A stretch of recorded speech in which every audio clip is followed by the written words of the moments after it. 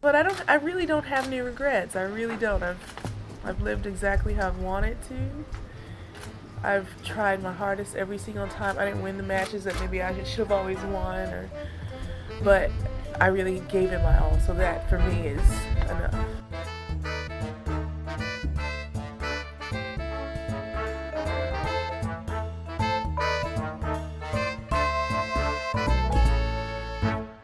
Hello, everybody. Welcome back to the Body Serve. I'm Jonathan. And I'm James. Episode 242 coming to you, I was about to say on the eve of Indian Wells this October, but it's already started. Is this qualifying? No, it's already started. Sloane is playing Heather Watson currently. Lawanda, queen of tennis Twitter and roaming tennis venues, is sitting behind Heather's mother while the match is going on right now. I saw that. So she said she had to tamp down her cheering for Sloane just to be safe. They're currently 1-all in what appears to be a match of incredibly poor quality. That's the report from tennis Twitter right now. You know, that could change while we're recording. Who knows?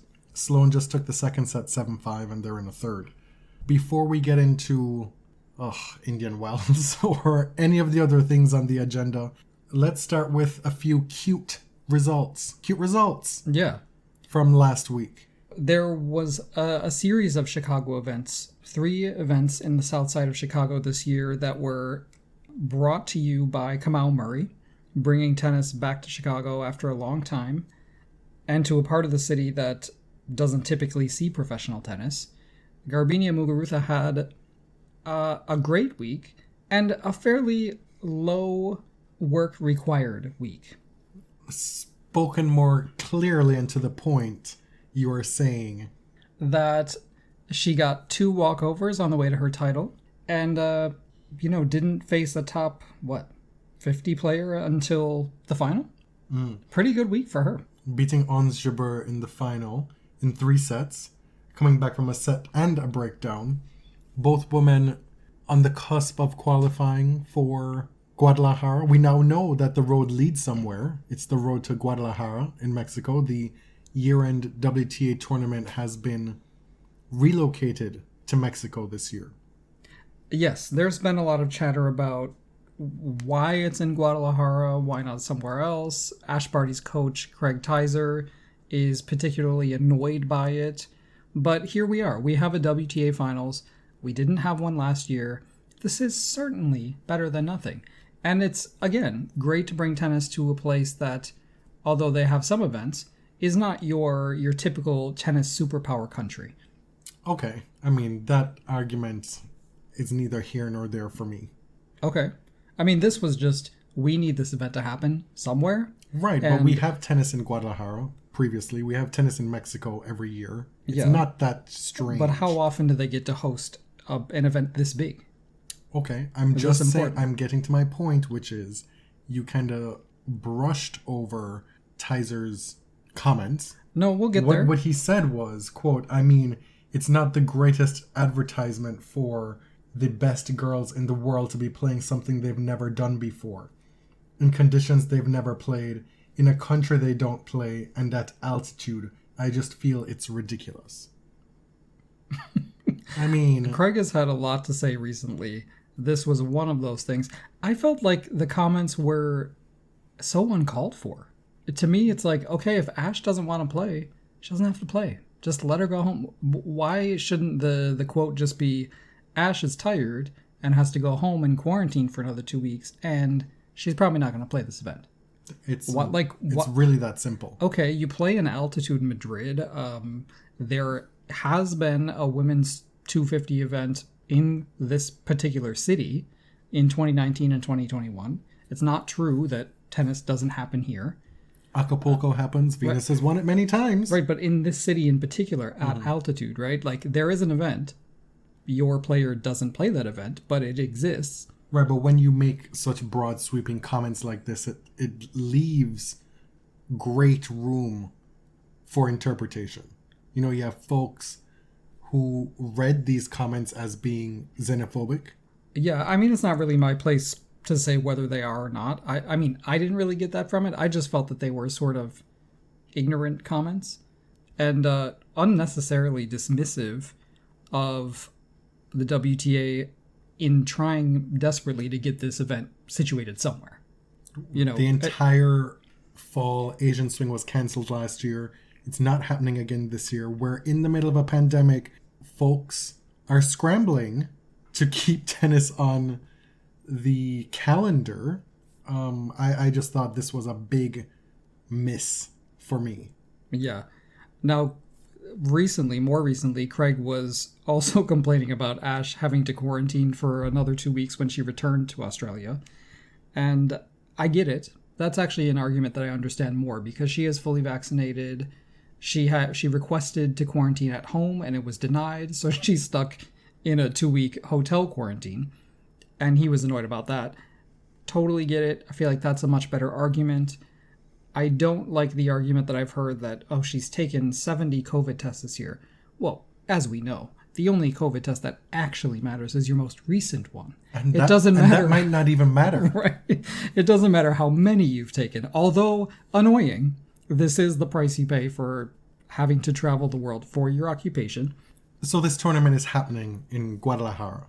Ons Jabeur lost that final, but she is still the tour leader in wins on the WTA this season.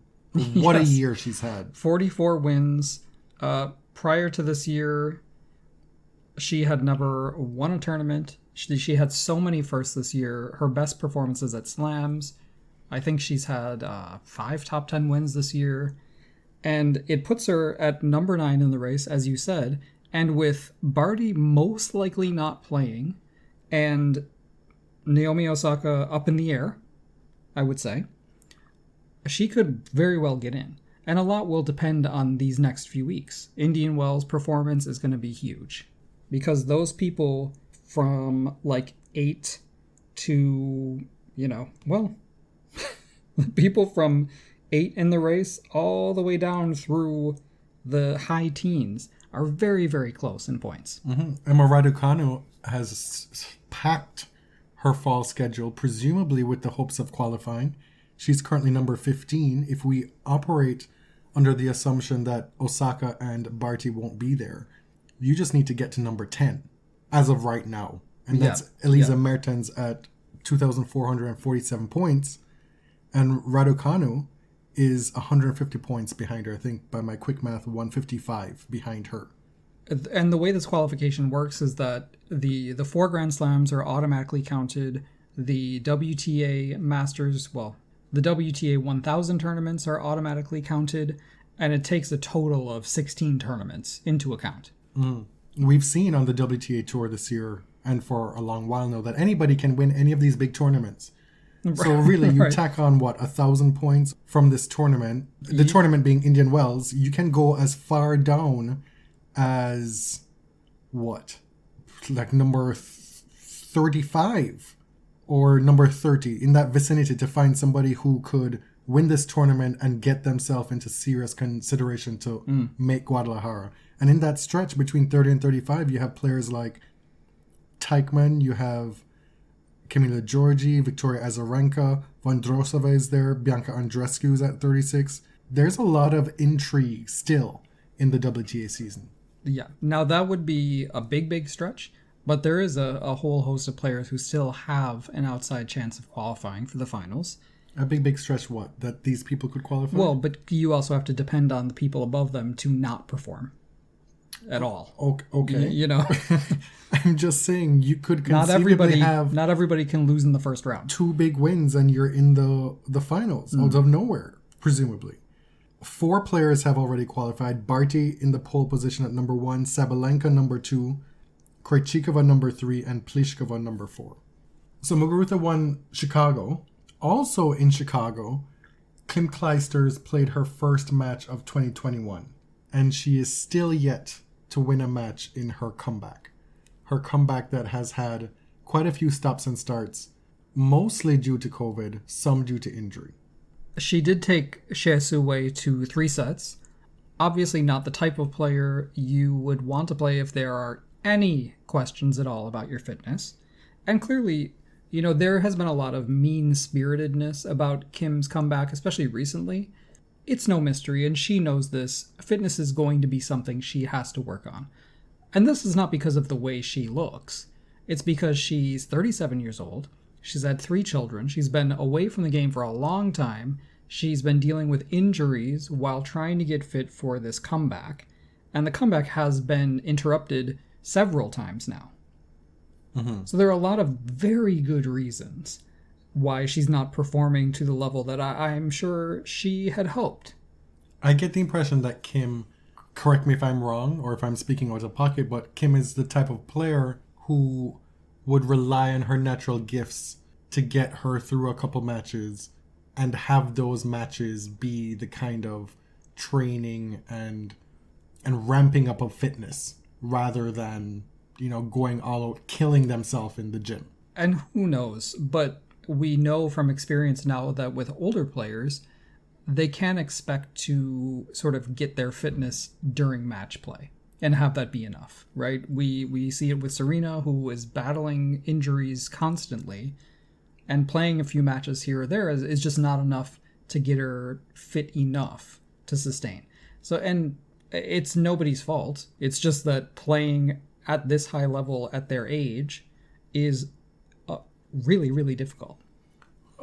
Okay, but also with the pandemic, it threw a lot of wrenches into those plans. Oh, yeah. Like if you were hoping to, win a couple matches here or there and build fitness that way, it just wasn't there for her relying on wild cards to these bigger tournaments. Because you're playing good players in your first match. What was it? Yeah. Dubai last year, she played Muguruza in her first match. Right. She's played in Chicago. Alexandrova. It was at a major, right? At the U.S. Open, I believe, yeah. And she can hang with these players. The sound of the ball off her racket is still incredible. Mm-hmm. But you can see from watching the matches that physically, how we're used to seeing Kim Clijsters move on a court from back in the day, and also how we expect top flight players to move on a tennis court today. She's not there yet. Mm-hmm. She's got a wild card into Indian Wells, so we'll see how that pans out in the next few days. Yeah, she'll be playing Katerina Siniakova in the first round. The bottom line is the fat shaming needs to stop. Yeah, I don't really get it. I don't know what Kim did to y'all to make you so nasty to her. The fact, because saying that your fave has been treated badly and then treating her the same way, that's not it. Right? What are you referencing specifically? Was saying that, if Serena came out here like that, she would be absolutely torn apart. And that is true, but doing it to Kim doesn't right the wrong. Mm-hmm. It's two wrongs. It's also wrong. In San Diego, a new tournament as well. We got all these American tournaments popping up back on the tennis calendar. Mm-hmm. But some familiar places in the old school kind of pre-US Open swing. Mm-hmm. And now they're occurring after the US Open. Andy Murray said that it's one of, if not the best or his most favorite city he's ever played in or visited. San Diego? I've never been to San Diego, no. But I find that hard to believe. Frankly. I would love to go to San Diego. I heard it's beautiful. Yeah. Who are you to say that Andy's wrong? I am me, and I'm not saying he's wrong. I'm just saying it caught me off guard. Because he's been to almost every major city in the world. Everywhere. Cities with incredible history, architecture, where Americans don't live. Okay. Good point. Maybe he likes the Navy ships in the harbor. I don't know. Casper Ruud is now the ATP Tour title leader in 2021 after his quick and decisive run through San Diego. It only took 4 matches, beating Andy Murray, Karate Kid Sonego, Dimitrov, and Cam Norrie in the final. Mm-hmm. Wasn't he the one who was referred to as a clay rat? Yes. By Nick Kyrgios at one point. So he ratted through the clay season, winning 4 titles, and now he's leveling up on hard courts. And it doesn't take a genius, and by that I mean, me saying this doesn't mean I deserve plaudits if it were to come to fruition, It doesn't take a genius to make the leap that Ruud is a big favorite in Indian Wells. With that gritty surface, a surface that clay court players tend to do better on, he's absolutely one to watch out for. Yeah, and not only is it a gritty and slow surface, it's a high bouncing surface as well. I don't want to create any stand wars here, but Nick and Casper now have an equal number of career titles at 6. The difference is that Casper won 5 of them this year. Murray beat Denis Kudla in the first round in San Diego and then ran into Casper Ruud. Competitive match. As with a lot of Andy Murray matches in this comeback that he's been making, he plays all these guys ranked so much higher than him. Super tough in the first set. And then there's this letdown. He lost that 7-5 first set to Casper Ruud and then went down a break immediately in the second set, and then it was an uphill battle. Yeah, that one was a very strange match too, because commentators early in the second set were befuddled. They were like, is Andy throwing in the towel right now? Because he was mentally not there. They were speculating, he must be injured or something must be wrong with him physically, because this is not him. Well, it was this sort of uncharacteristic lapse in concentration, it seemed, because he did fight, really, for the rest of that set. For me, watching an Andy Murray match and seeing that happen, his entire career has been built off of being a dog with a bone and being willing and able to go whatever distance in a match and do whatever he needs to do on a tennis court to win a match. Yeah. And so the cumulative effect of that, along with the years of injury, and now coming back not at his physical best, I can see how that can feel defeating. Right. After, taking Casper Ruud, 4-time titleist, that deep in a first set, and have this first set dogfight with a top player and losing it again. I can see how you can become dispirited. Oh, yeah. And a similar thing, like you mentioned, happened in the previous week in Moselle. He played Orkoc really close in the first set, losing in a tiebreak. Lost the match 7-6, 6-3. But he had, a quality win against Jabeur. He beat Pospisil decisively in his second match. And so he is getting good results, but he was always a player who was criticized for not being aggressive enough, right? And it's not like you're going to change everything about your game in your dotage just because your health is in question. In Bulgaria, Yannick Sinner defended his title from a year ago, beating Gael Monfils in the final. Gael's finals record takes another tumble. Let's not focus on the record in finals. Let's talk about the consistency of making finals 16 years in a row. Yes, very impressive. It's the second longest active streak behind Rafa Nadal. Gael has made finals. Been different in that he has won a title in all of those years. Yes, but we're just talking about final appearances here. Gael Monfils has made a final every year since 2005. And his first final was that year in Sopot, Poland, which he won. And then, he did go on a bit of a long stretch of winning one here and there and losing a bunch. An Oje Aliassime-esque streak. Not quite. Okay. I feel like that was an unnecessary dig on my part. It was. We'll see if it makes it through editing. It was a dig. It was really insulting to both guys because Gael did win his first final. And making finals are hard to do. It's still an achievement. And the longevity is something that's really impressive. Yes. Also, if you recall, Gael was not so long ago in tears in press conferences at a complete loss as to why he can't even win a match. And he's managed to turn his season around. And lest we forget, Yannick Sinner has just won his 4th career title at his very young age, his 3rd this year. Let's talk briefly about the Indian Wells tournament. This will not be a draw analysis situation at all. Despite how it spreads into a massive draw over, 10 days or whatever. I mean, the number 31 seed has 2 byes before they play. I mean, that's what it feels like at this tournament. It just feels unnecessarily large and spread out. To me. Right. This tournament has not happened in 2.5 years. In 30 months, a lot in tennis and in the world has changed in those 30 months. Larry Ellison took a golf date with Donald Trump within those 30 months.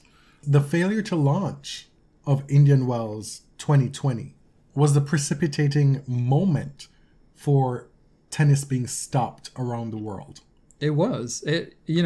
Everybody probably has a story about their workplace shutting down, and there was that one day where they either sent everyone home or said, don't come in. Indian Wells cancellation was that for tennis. And like me being at work, for example, a lot of folks were already there to cover the tournament, to play, to work at the tournament before the announcement of the cancellation happened. Mm-hmm. There are players who are highly ranked, highly thought of, players who've won big tournaments in the last 2.5 years that have never played Indian Wells before. Right. So the conditions are going to be interesting for them. It's kind of unique among the U.S. calendar. It is tennis paradise. Haven't you heard? I feel like they are being told to use that, right? They have to be. No, it's been a thing for a long time. Okay. It's not new. Right, but the players using tennis paradise in their social media posts, that's got to be like a... I don't know what you're getting at, but... I think they're being highly encouraged. Sure, but they believe it. Indian Wells is one of the most popular player tournaments on the calendar, bar none. I'm sure it's a great player and fan experience. I have never been. The defending champion? Bianca Andreescu won this in 2019. It set off an incredible year for her. And she comes into this tournament in a very different place, right? She's 16-12 on the year. Her ranking has taken a bit of a tumble. And if she doesn't defend a bunch of points here, it will take another big tumble. She's not really in contention for the WTA Finals this year. And it's, coming back from... Not yet. What? She could win this tournament. It's possible. Right. I think it's possible. If we're wrong, someone will correct us. But it may be theoretically possible. I just explained to you on the show that she was ranked number 36 in the race. Okay. And that if one were to win Indian Wells from that position... they would be within striking distance. Okay, fine. But do you all see how little he listens to me? But a lot of other things have to happen as well. Do you know what I mean? Okay, I hear you. And again, not every player can lose early. I hear you. Okay. I'm just saying it's not as improbable as you make it out to My see. point is that Bianca is coming into this tournament in a really different place than she was 2.5 years ago. However, she is the kind of player who can trap lightning in a bottle. As we've seen before. She reached the Miami final seemingly out of nowhere. The rest of the year hasn't been that amazing. But people were even talking at the US Open saying, oh, I think Bianca, she's really going to do it again. I'm like, okay, she didn't, but she put together some pretty good performances. Right. The sheen of Bianca being able to show up and do whatever, whenever, that has diminished a bit. But thinking that she could have done that at the US Open was not that far-fetched, because she's done it numerous times before in her short career. You said she's 16-12 on the year? It's not a great record when you consider one of those was like a streak of 5 or 6 wins in a row to make the final in Miami. Right. It is what it is. She's there. The men's defending champion is Dominic Thiem, who will not be there. So Thiem, Novak, Rafa, Roger, all out. There are no former champions in the men's draw. And it doesn't exactly leave it wide open, but there's definitely, will Daniil play well on these slower hardcourt conditions? Is Casper Ruud primed to excel on this type of surface? He's just ramped up his hardcourt bona fides. See, I think it's absolutely wide open. It's one of the most wide open tournaments on the men's side that I can recall. Mm-hmm. Well, because the no big guys Djokovic are gone. Specifically. And this tweet from Chris Otto at the Fanchild that he sent out today, the top 8 ATP seeds and their records at Indian Wells. Number 1 seed Medvedev, 3-3. 2 Tsitsipas, 1-2. That guy at number 3, he's 5-4. Rublev 1-2, Berrettini 0-2, Casper Ruud making his debut in Indian Wells as a number 6 seed, Felix number 7, 3-2, and Urkac 4-1. That's not a lot of experience and winning in the past from these guys. Right. Yeah, I think the weird place on the calendar, the fact that they've never held this tournament in the fall, the lack of experience can make this a very unpredictable tournament on the men's side. But then again, we could also get Medvedev winning on hardcourt again. Yeah, I think if Medvedev won this tournament, it would be a big feather in his cap. Yeah.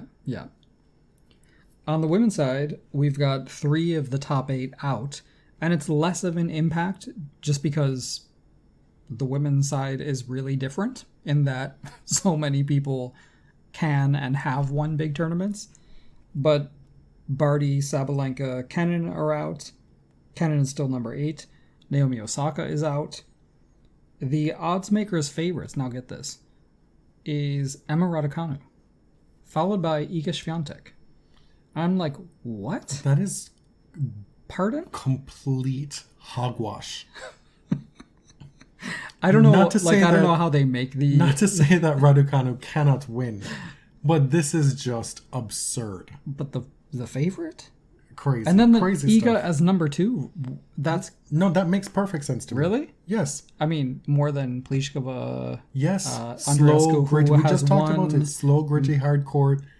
She has the clay game. Her game should translate well to this service. I get that. And Iga is somebody who's been hyped for a while now, justifiably, based on her 2020 French Open win, right? It hasn't always translated this year, but I get that. We've seen more of Iga. Sloane Stephens has just won a 6-1 third set over Heather Watson. All right. And that will end our Indian Wells segment. Since we've been gone, there's been some movement from the ATP regarding the Germans' case. Yes. So we mentioned a few weeks ago that the ATP had commissioned this independent safeguarding review, and the working group has come back with a report. But at the same time, the ATP announced that they have already started an investigation into the allegations against Alex Zverev that occurred at Shanghai in 2019. Now, Laver Cup and some other events are in a conspicuous absence from this announcement, but the league has confirmed that they're investigating the allegations of intimate partner violence against Alex Zverev, which is a huge thing, right? We've been talking about it for over a year and a half now, ever since Racket Magazine published the first story from Olya Sharypova, written by Ben Rothenberg. And now we either assume that this is going to be a good faith investigation, or we take it with a grain of salt. Or I don't know. I mean, what to this say. is complicated, right? Like, we have been asking for an investigation. That's it. That's what we want. And going forward, a policy about how the ATP will deal with this sort of accusation going forward. Because it's important for both the survivors and the alleged abusers that there be a process in place so we know how to handle these things if they happen again. And they will happen again. And the credibility of the tour. Right. The credibility of tennis governing bodies. This may not end up being a situation where the outcome of this investigation is satisfactory to folks depending on what you believe. As Mary Carillo said, and we'll get into it later on, we believe Olya. So as to whether it will be satisfactory to us, that's to be seen. But at the very least, this is now something that's on the books that should change the way the ATP operates business going forward. Mm-hmm. Now, there are some questions, right? My first question is, great, why did it take so long? Why did it happen after he headlined the Laver Cup? Why is Laver Cup not mentioned in this press release? And there seems to be some confusion about what Laver Cup is and who owns it and who operates it. Laver Cup is an ATP event. It's owned by Team 8 and Tennis Australia, but it is very much an ATP event. So I want to stop hearing that argument. And that was an important notch in its belt, an important feather in its cap toward getting credibility for this tournament, right? Yes. Because the first iteration of this event, it was like, well, this is just a glorified exhibition. And they're like, well, you know what? It's actually now an ATP event. It's like, give us time. We're going to get there. We're going to retroactively count matches. And so this is legit. Even though it's invitation only, it's not based on your ranking that gets you qualified to play this tournament. It's whoever wants to get invited, whoever has a connection. Yes, but let's be clear. This was not initially launched as an ATP event. However, in 2019, you can Google this. Reuters has a very convenient story at the top of the Google search page for you. It was announced that Laver Cup is now an ATP event after the successful first two editions. The 2019 and the 2021 iterations of Laver Cup have been under the jurisdiction of the ATP, which means that they can access all of the ATP services that are available for typical tournaments. That includes their social media, marketing, umpires, physio, and much more. Right, but this is such a clear-cut example of conflicts of interest in tennis, about how things are so often muddled and muddied to the point where you can't pinpoint one specific person to hold accountable. Roger Federer's management company is part owner. Right. Tennis Australia is part owner. Like Tennis Australia, Mary Carillo told us on the Behind the Racket podcast with Mike Cation and Noah Rubin that she said something about Nick Kyrgios that she thought was fairly innocuous and truthful, that even Nick would agree with, but Tennis Australia took issue with it at the 2019 Laver Cup. Like, that's crazy. Like, Yeah. that's crazy. I mean, we know that Tennis Australia and Craig Tiley keep their PR and branding very, very tight, right? Roger Federer has a vested interest in this event. He is the richest and one of the most famous stars in the sport's history. Tony Godsick, the ATP in general, Rod Laver, who's lent his name to it. So it begs the question, by omitting Laver Cup as a specific site for investigation and only listing Shanghai, is the ATP worried about pissing off Craig Tiley, Tennis Australia, pissing off Roger Federer, pissing off Rod Laver? Why the secrecy around this? Right, or does it feel that Laver Cup is not its jurisdiction? And I don't know. We really don't know, right? This is all conjecture at this point. We don't know, but yet it is an ATP event. So Yes. like, we're going to talk about it like it's an ATP event. Period. There was a story in the New York Times shortly after this press release came out that clarified a bit about what Zverev was talking about with regard to the injunction. So, I mean, we knew he was full of shit, right? But the New York Times story spelled out what exactly that meant. A court in Germany agreed to institute an injunction because they felt the evidence in the Slate story was, quote, not sufficient under German law to justify the impact on Zverev. And the article needs to have enough balance so it doesn't leave the impression that he is guilty.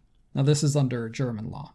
Bottom line here is, he presented this in press as irrefutable evidence that he is being victimized, that it's all a lie, and that he's been vindicated and he's been proven to be innocent. Well, he actually said that the courts, these mysterious courts, decided that his story was the correct one.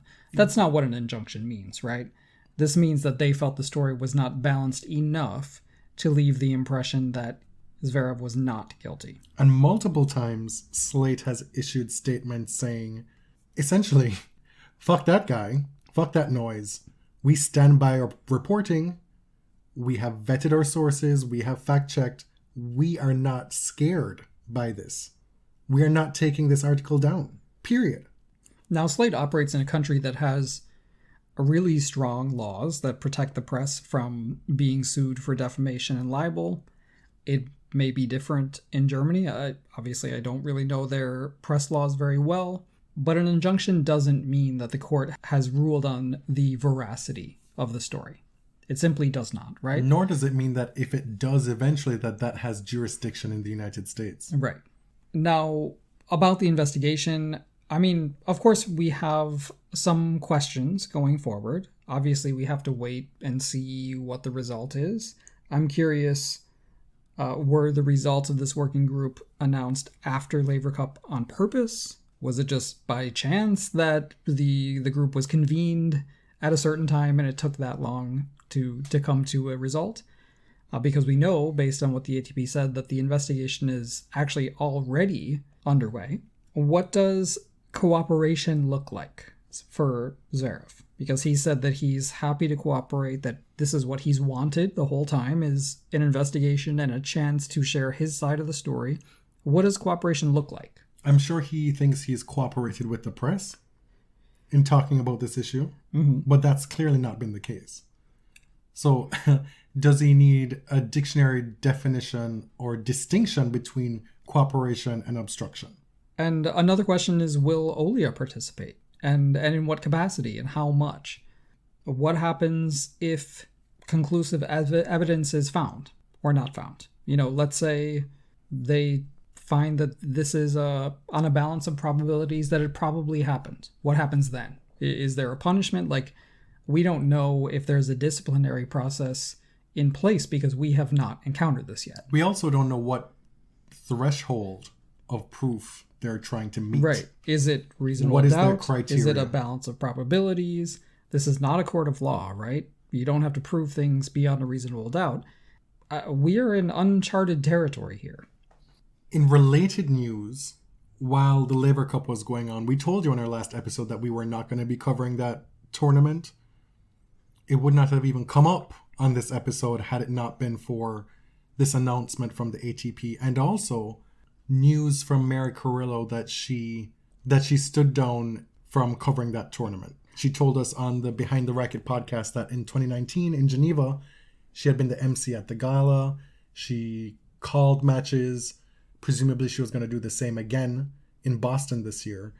And when she pressed Laver Cup officials as to, what's the plan with the coverage for this, I've got to mention this in some way, we can't just ignore it, she was not satisfied with their response. Mm-hmm. She said that she was not explicitly told, you cannot talk about these things.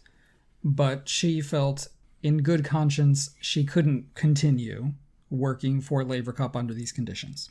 Because it also became clear to her after being referred up the chain, the Laver Cup chain, that these people had no intention of getting to the bottom of what allegedly happened in 2019. The response that she got from the bigwig was, I wasn't there. Right, but Laver Cup was there. It's been alleged that a Laver Cup employee was there, intimately involved with what happened. Why wouldn't the Laver Cup have an interest in clearing this up if it wasn't true? Why would they want, just from a PR perspective, why would they want this hanging out there? Mary has been a professional broadcaster and journalist for many years. Decades. This is not something that she was willing to abide. Just sit there and be part of the Laver Cup machine.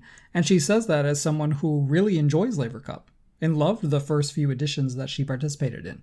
Obviously, her position, her status gives her the ability to pass up work when she wants, but I don't think we should downplay the opportunities that Mary Carillo has lost in her career because of her principles, right? We know that she hasn't been on ESPN for a long time. We don't know why, but she hasn't been working for ESPN for a while. She made reference to a few incidents behind the scenes that were illuminating as far as how, sports broadcasting works. Tennis Sandgren's tweets and social media posts were an example she gave about how she wants to do journalism on TV. And there is so little journalism being done on sports broadcasts that it's not something that she can stomach. Mm-hmm. We often deride tennis commentators for the things that they don't say, especially with this issue. We're like, why is nobody talking about it? And we kind of lose sight of the fact that these are shows that are produced as well. It's a television show. Yeah. And there Yeah. are producers behind the scenes, meetings that happen. And so, like Mary gave an example a couple times, what was agreed to as far as studio segments, a couple times they didn't happen. It was agreed upon and then somebody behind the scenes nixed it. And so she was then in the position of having to go it alone on air.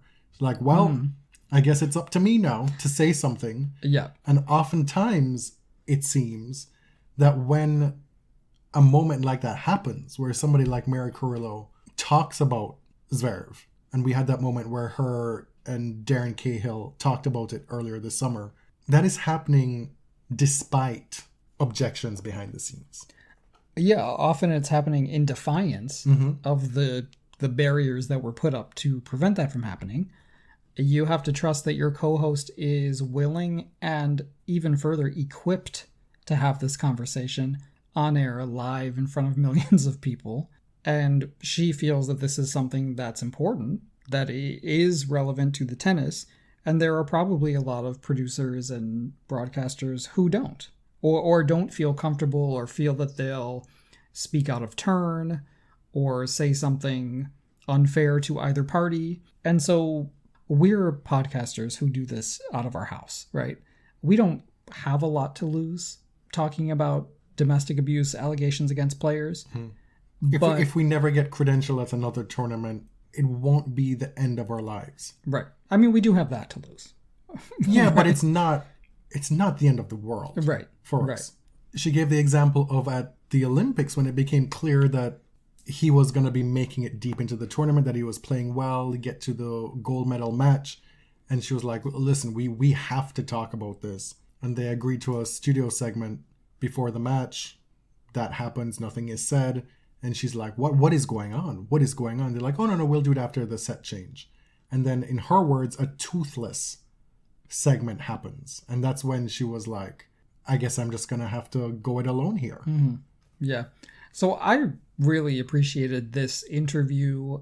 It was so illuminating because you always have people like us who are blaming commentators for not bringing these things up, but she sort of helped us understand the kind of barriers that happen behind the scenes that prevent that from happening. So I like that. Like I will take the note on that gladly. She also gave full credit to Ben Rothenberg for being the only voice for so long with this issue.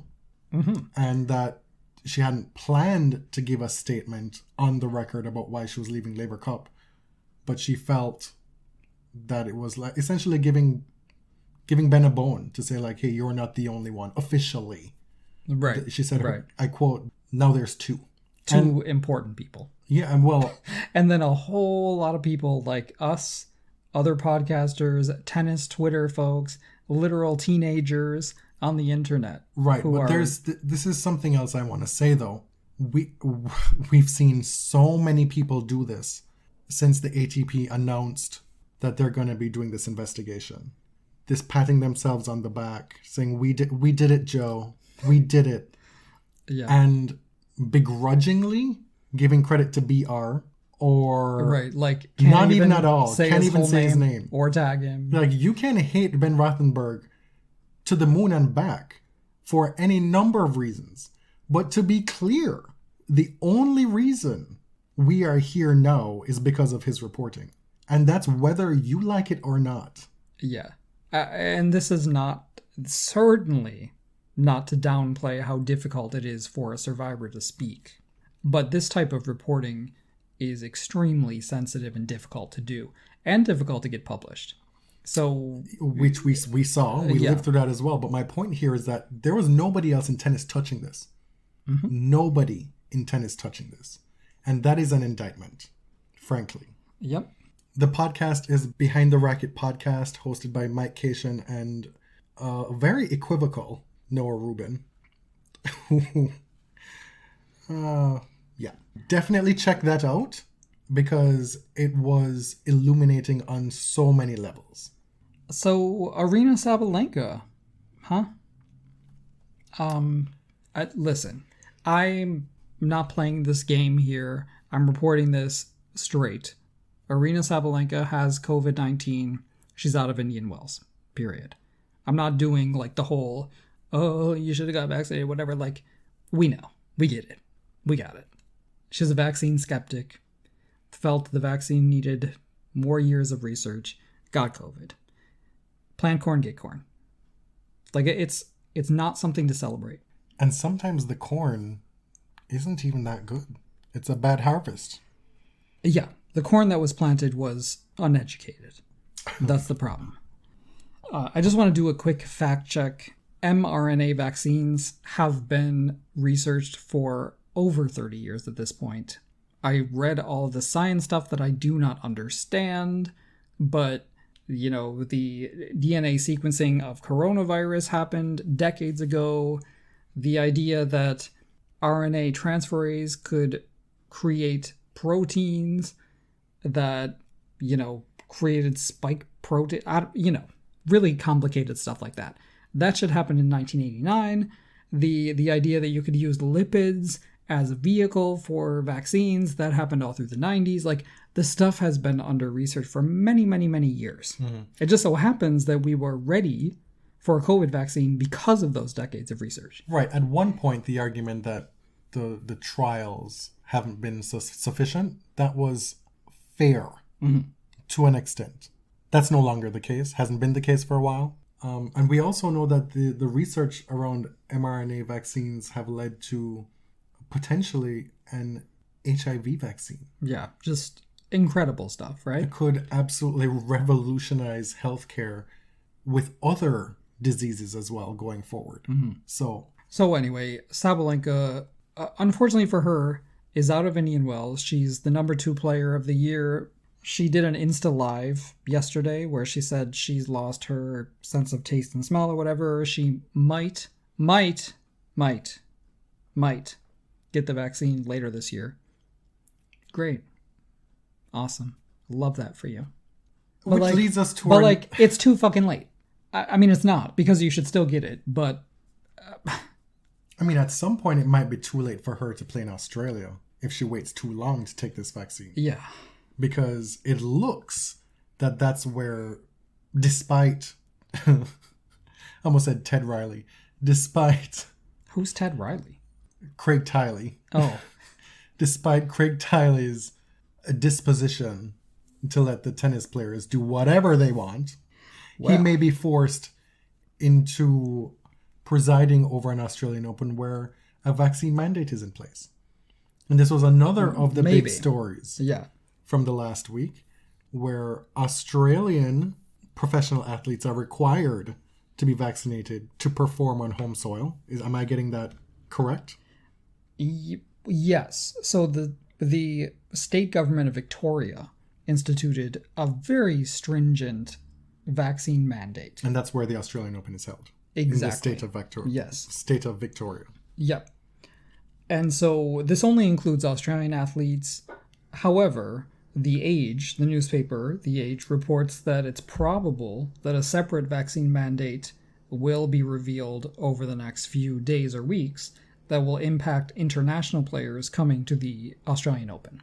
So this isn't set in stone yet, but it is very possible, probable even, that international tennis players and cricket players will need to be fully vaccinated before they enter Australia. This is a country that was doing so well, better than damn near everywhere else in the world for so long, and took precautions, unlike most other places, and their government hasn't been able to secure vaccines at a rate that would complement the precautions that they took. And so they found themselves in a pretty hellish situation now with COVID. So now, you know, it's the most locked down cities, the most locked down country in the world. The people of Sydney and Melbourne have dealt with just a lot of confinement, more than the rest of us. So they're really not going to play games with the Australian Open this year. The writing on the wall is almost clear for that. And being the messy people that most of us are, we then try and look a little bit further. Well, what does this mean? Is Novak Djokovic vaccinated? Will he be vaccinated if it's required for him to play in Australia? At what point will Sabalenka have to take the vaccine in order to play in Australia? what rules are governing how long she has to wait before she can take the vaccine after having and recovering from COVID. The Australian media has used Novak Djokovic as the poster child here. They're, in my opinion, they're having a little bit of fun with it. They're using photos of him screaming where he looks angry. And you know how especially broadcast media does some of this sensationalist stuff. And just as a point of information, I want to be fair here. We don't know for sure if Djokovic is vaccinated. Mm-hmm. We don't know if he is against being vaccinated. I believe he said he would probably get the vaccine if it became mandatory in order to play. So I just want to be totally fair here with the facts. And also it's been estimated that as much as 50% of the ATP is unvaccinated. So he's not alone. And not quite as high, but still an alarmingly high number in the WTA. So yes, a very large swath of tennis players is still unvaccinated. It just so happens that Djokovic is, the 9-time champion in Australia? Somebody who has perennial success there. Somebody who was the most visible and prominent tennis player to step a foot wrong in the pandemic with the Adria Tour. Like, let's not forget, that was a complete calamitous fiasco. So, yeah. The and use... it's not just a bad PR decision. You know what I mean? Like, the event got dozens of people infected with COVID-19. Himself included. Right. It's surprising to me. Well, no, it's not surprising. But it's disturbing to me that event has been kind of a blip in a lot of the reporting about, this boring reporting about why don't people love Djokovic, whatever. People do, first of all. But if you cannot understand why some people don't, or why they have legitimate critiques of how he has sort of moved through the world during the pandemic, I don't think you're looking hard enough. The reason that he's dominating coverage, he's one of the most popular athletes in the world. Mm-hmm. He's the number one men's tennis player, possibly the greatest who's ever played the game. Of course he is going to be the headline. What are you going to do a headline about the number 95 player in the world being anti-vax? No. So you're saying he's earned this position? In a way, I'm not saying all the coverage is fair, but I am saying the criticism that he received from Adria Tour and the holistic bullshit snake oil salesman, what's his name, on his Insta Live, that is legitimate. Because the Adria Tour actually endangered people. Mm-hmm. I've also seen folks being so snide about this whole situation, saying that watch Novak is already vaccinated or will be vaccinated, and then all the journalists just have to eat crow. Cannot wait for that to happen. Like, what is this? What are you saying about yourself? We hope that he is vaccinated because it's good for the world. Yeah, and the fact that we don't know whether he's vaccinated or not as he travels through the tennis calendar, that's not on us. Like, the thing is, there's a small percentage of people who view this as wins and losses, right? I want him to be vaccinated. I want tennis players to do the right thing for their fellow human. I don't care who I like and who I don't like. Like, the fact that... Like, you are not a Simona Halep stan, but when she came out here and said, hey guys, got my jab, get yours. Like, yes, girl. Look beyond stand-up for a minute. I am not celebrating the fact that Sabalenka's out of Indian Wells, okay? That sucks. But it's a decision that she made that has an impact on other people.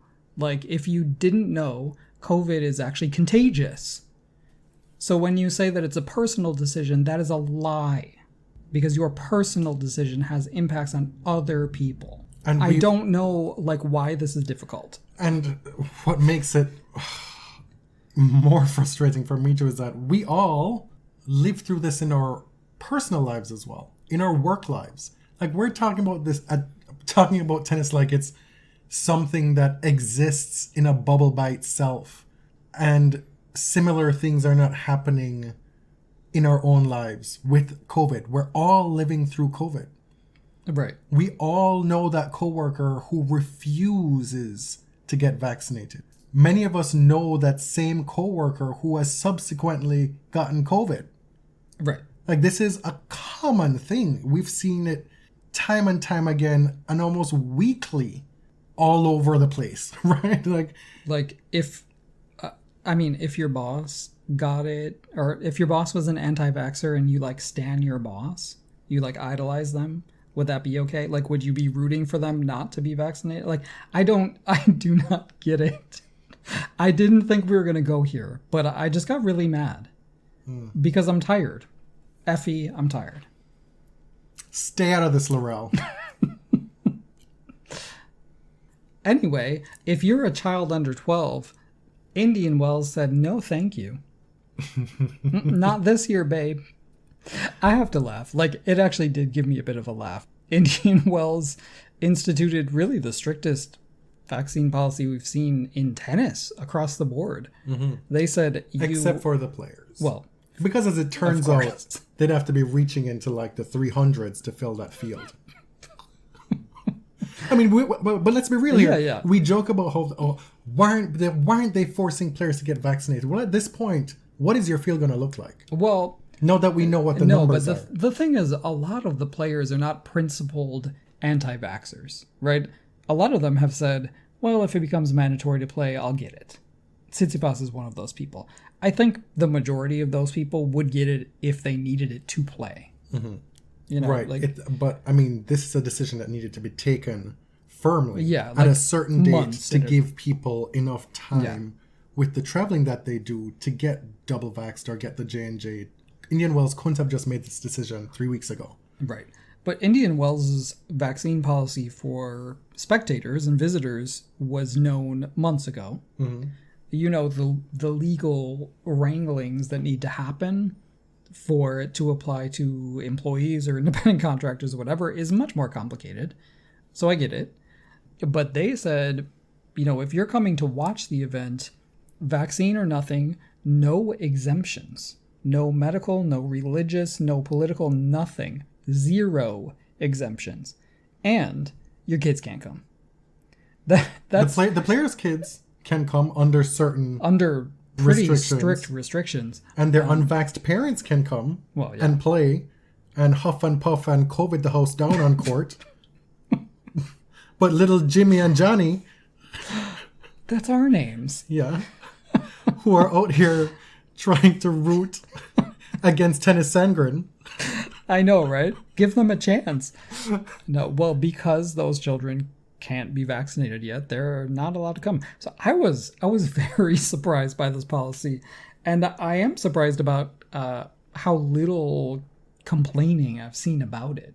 You'd think, like in major cities, you'd have this whole ragtag troop of yahoos like show up to the event and do some little protest like they do here.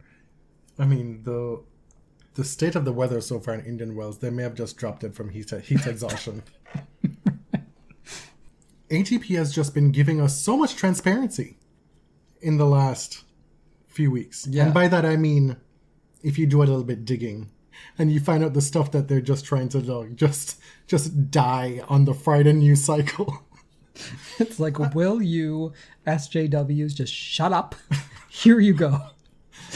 I was writing the agenda for this episode, and on occasion when we are short on material, I will simply go to Google and type in tennis and click on news. And I'll just look through like 10 pages and see if there's anything that we can talk about.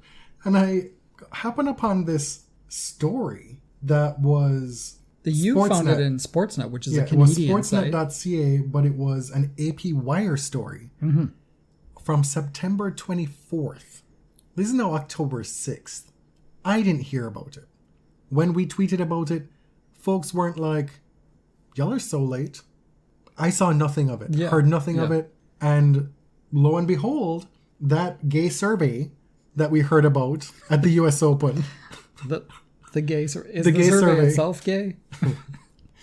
We at Pride Day at the US Open, we had Felix Auger-Aliassime and a couple other players reference this survey that the ATP has been trying to get players to do to try and gauge the climate for gays on the ATP. In other words, to try and do better.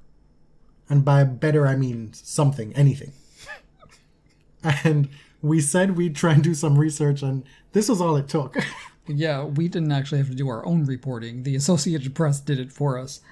But it is true. The ATP sent a survey to 750 players that included over 30 questions. And Massimo Calvelli, who is the CEO of the ATP, said it was part of a, quote, broader initiative to create an environment for players and staff that is inclusive, that is diverse, and that is very safe and welcoming. Perfect language. Great. Well done. The ATP partnered with an LGBTQ organization out of the UK called Pride Sports and Monash University in Melbourne, Australia, who helped actually craft the survey with their behavioral psychology department. And so this thing was sent out to 750 players. Unfortunately, only 60 have responded. It is difficult, right? You can't make this kind of survey mandatory for participation in the ATP. You have a group of independent contractors strewn across the globe. So I hear you, the 57 people who replied to our tweet with the same thing about the response rate. You were really bothered by that. No shade at all, but actually full shade. All TL shade. I was annoyed by that. We did not editorialize that tweet. It was just like, here's what happened. We said we learned about this at the US Open. Here's more. So I thought it was a fairly natural response for folks. Do you go through and read through all the replies before you reply to something? I mean, it's something that stuck out. That's actually what annoyed me. Is that like, okay, everybody has replied with the same exact thing. So just read the replies and move on. But anyway, thank you so much for the engagement. That sounds really mean. I'm really sorry. That does sound mean. I'm not trying to punch down or hit out at people who replied, because it is a real concern. The response rate is poor, and it definitely impedes getting a really accurate reading of the feelings of the ATP membership. I think what you should take away from this little interaction is that, contrary to how it may come across on the show, I am the nice one.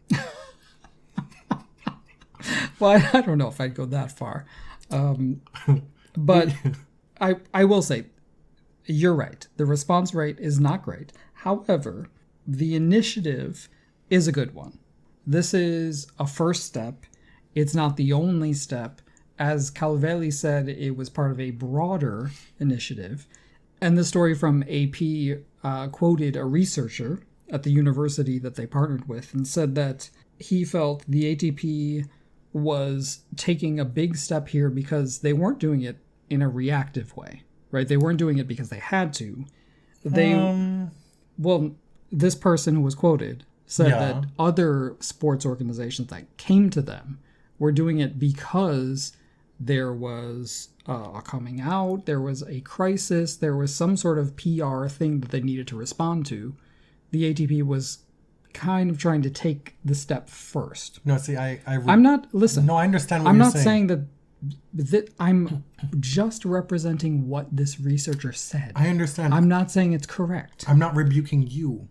Right, I'm but rebuking him. You're interrupting what I was saying. I understand, but I'm rebuking him because all that we've said about this issue on this show, and we get asked about it all the time, is the fact that why should an ATP player feel safe and welcome enough to come out if these are the tea leaves that we've been reading for decades? Yes. Right? I agree. Okay. It's not like the ATP just conjured this up out of nowhere. Right. A lot of people have been talking about it. I just wanted to make that clear. Us. I give them 0 brownie points. The person they quoted was paraphrasing the ATP and was saying, quote, "Hey, we want to do more than just put up rainbows. We actually want to figure out what to do that's going to be meaningful and drive change." Now, I just want to be clear. Rainbows would be a start because currently there are no rainbows. I'm not saying there has to be rainbows. I'm just saying that... It's like skipping by albums 19, 21, 23 and going straight to 30. Adele reference. It's 20, the album is 25, by the way. It was 19 and 21 though, right? Or was it Yes. 19, 23, 25? You're right. 19, 21, 25, 30. Yeah. And she recorded all of them when she was like 4 years younger than that. They're doing some work now. Mm-hmm.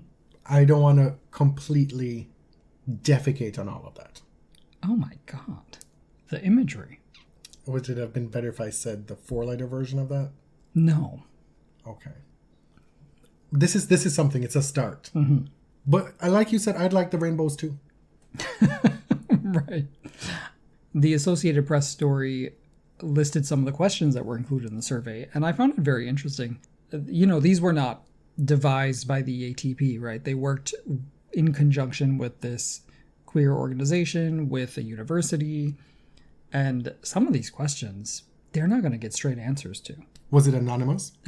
Yes, they assure respondents that it is anonymous, but if the first question is, are you gay, bisexual, etc., how many people are going to divulge that? Yeah. If you have been closeted, can you really trust that this survey is completely anonymous? I get asking the question, but it's a lot. But anyway, there was a lot of snark in that segment, but I think this is generally a step in the right direction in a really big way. I'm not being sarcastic. I'm serious. And I'm glad that I now know what Felix was talking about. Yes. And they've actually done due diligence. One final thing before we go. We are, I guess, officially not launching now, but letting you know that we will be launching another GoFundMe at the end of the year. Or at the end of our season. By the end of our season. Yeah. We did a GoFundMe in the fall and winter of 2019, and we were blown away by the generosity of our listeners. Really, really appreciative. Now that the world is coming back to life and tennis is really ramping up around the world again, we decided, okay, we actually have the opportunity to travel again and really make serious investments in this podcast. So we're proud of the work we've done throughout the pandemic because we haven't taken any breaks. Longer than 3 weeks. Right. We, especially during that sort of first wave, that first quarantine, we tried our best to constantly create content. We did Twitches, we did Zooms, which are so out of my comfort zone. It took a lot of emotional labor. If you wonder why we haven't had any more Twitches and Zooms, it's... Right, this is an audio platform, but we ventured into video. I did the numbers, and we actually will have produced more content in the main pandemic year than we will have this year. And I don't think we've been slacking this year. No. So anyway, as you know, this is an amateur production. We use our own money to buy equipment and to figure out how to do this podcasting thing. We've been doing it for a while, for almost 7 years now, and it just helps us keep going. I'm not even going to lie to you and say that it also just makes life easier, your support. Life is hard. Quite simply, it is, we do kind of treat it as a second job, so it helps. So anyway, that will be coming. It's always awkward to solicit, to ask for money, right? The first one I felt so uncomfortable about.